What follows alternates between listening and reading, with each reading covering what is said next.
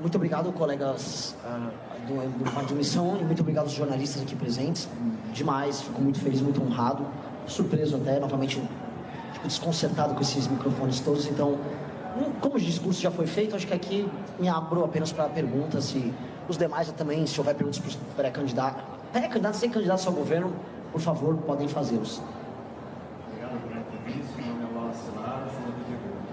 Candidato, o senhor falou sobre vários temas agora, eu fiquei curioso para saber. O senhor vencendo a eleição vai começar por onde? Qual é o principal? O senhor tem por várias metas, mas o senhor pretende fazer assim, vencendo a eleição, logo nas primeiras semanas, nos primeiros meses aí, como todos os candidatos falam, onde tem um certo, inclusive, um certo entrosamento no Congresso, consegue passar vários projetos interessantes.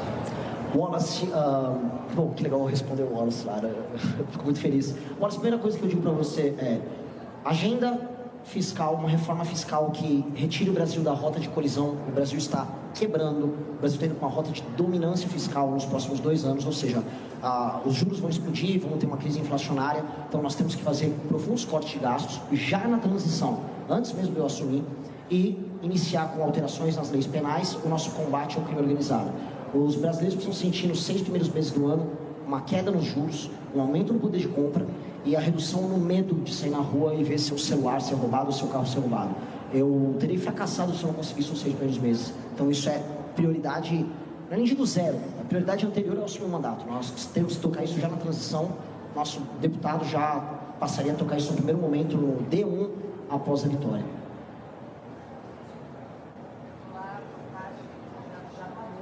Rosana Cerqueira, da Globo News. O senhor falou sobre crescimento econômico, a necessidade de depender dos programas sociais. O senhor fez duras críticas aos programas sociais, usou a palavra esmola para se referir aos programas sociais. As críticas têm sido frequentes, aliás, nessa linha. Só que o crescimento econômico demora para aparecer, né? Você tem que ter uma estrutura maior, você tem que poder rodar, o impacto na vida, no salário das pessoas é mais lento. Não sei o que estou dizendo, a economia que prova isso na prática. Isso vai acabar até lá com os programas sociais, isso vai acabar com o Bolsa Família, com o Vale Leite, com o Vale Gás, mesmo antes da recuperação econômica gerar essa renda prometida pelos senhores? Por mais que muita gente tenha torcendo para que eu responda sim para a sua pergunta, a resposta é não. Na verdade, nosso programa sobre benefícios sociais é muito claro. Quem não tem condições econômicas de cuidar da sua própria família, não tem uma cidade que dispõe de atividade econômica. E quando eu circulei pelo interior do Brasil, especialmente todo do Nordeste e toda a região Norte, não há atividade econômica. Bolsa Família se torna o último recurso que a família tem para continuar subsistindo. E nós não somos pessoas cruéis, muito pelo contrário, essas pessoas, nós vamos manter os programas sociais. A questão é que haverá, por parte do governo federal, uma intenção, uma força ativa em levar desenvolvimento econômico, especialmente para essas regiões. A questão que a gente percebe é que a existência do centrão e a existência da política voltada à miséria, ela acontece nesses lugares mais pobres que as pessoas dependem deles. Então, uma questão, inclusive, de reforma política, não apenas econômica ou humanitária. Libertar aquelas pessoas é também libertar o resto do Brasil que está fora do Bolsa Família de um jugo terrível que é o jugo da corrupção. Onde tem mais pessoas vivendo do assistencialismo, mais tem político explorando elas. E nós precisamos libertá-las economicamente, no momento certo. Ninguém vai ser maluco, porque isso seria apenas cruel da minha parte, eu não sou uma pessoa cruel. E ao fazer essa libertação, eu vou gerar cidadãos, e gerando cidadãos eu tenho uma democracia melhor. Obrigado. Candidato Rebeca Mota, do NC News. O senhor falou sobre muitas propostas. Eu gostaria de saber quais estratégias o senhor irá utilizar, caso seja eleito, para articular com o Senado e com a Câmara dos Deputados, uma vez que a grande maioria das propostas que o senhor disse aqui hoje não dependem única e exclusivamente do senhor como presidente. Como o senhor vai se articular para lidar com isso? Diferente de outros candidatos que se colocaram como antissistema, eu não terei medo de sentar para conversar e fazer composição. Eu só não vou sentar roubalheiro no meu governo. Eu sou um democrata, sempre fui um democrata, e eu ajudei a tocar o impeachment da Dilma Rousseff como um democrata, gerando maioria no parlamento. Portanto, o meu governo vai fazer isso. Eu vou gerar maiorias e vou usar um dos instrumentos que tem à disposição hoje do Congresso Nacional, que hoje eles se viciaram, que é as emendas, de uma maneira completamente nova. quanto mais despesas obrigatórias forem reduzidas por parte do parlamento, mais espaço discricionário vai haver para investimento por parte do governo federal. Portanto, também haverá, e nós vamos colocar isso em legislação, a autoria do nosso Kim Kataguiri aqui, nós vamos aumentar também o espaço de emenda, só que dessa vez não emenda por orçamento secreto, emenda disciplinada para projetos que alterem a vida das pessoas nas cidades ao redor do nosso país. Isso, infelizmente, é o que ainda atrai os nossos parlamentares. A questão é que eles vão fazer isso por vias honestas. Ao se dedicarem a cortar gasto e defender o cumprimento de metas dos municípios e dos estados, eles terão mais emenda e a emenda será inaugurada pelos prefeitos, pelos próprios deputados, e assim eu vou gerar uma governabilidade republicana, não mais usando a emenda como compra, mas uma emenda como instrumento de transformação social.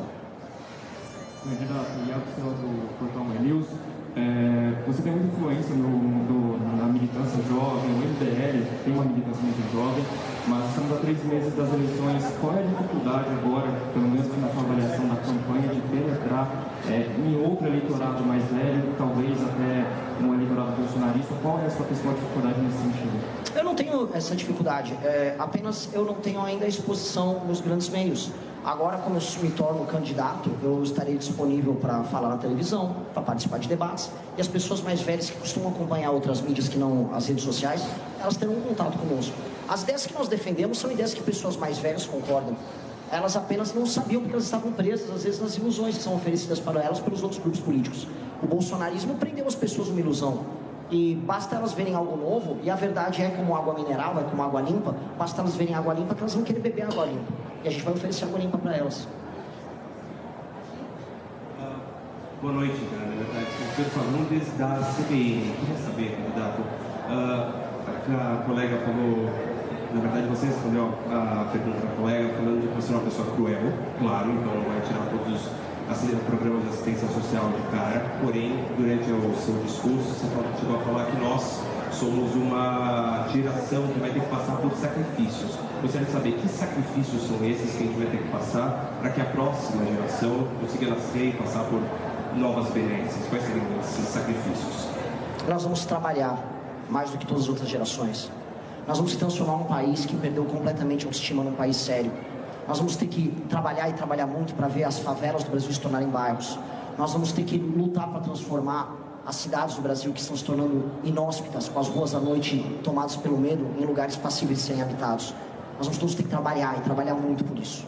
Muitas pessoas vão ver o trabalho, vão lutar com o trabalho, mas não verão um resultado através da melhor vida possível que o futuro, que os filhos deles verão. É disso que eu estou falando. Mas a vida vai se tornar muito melhor do que ela está hoje.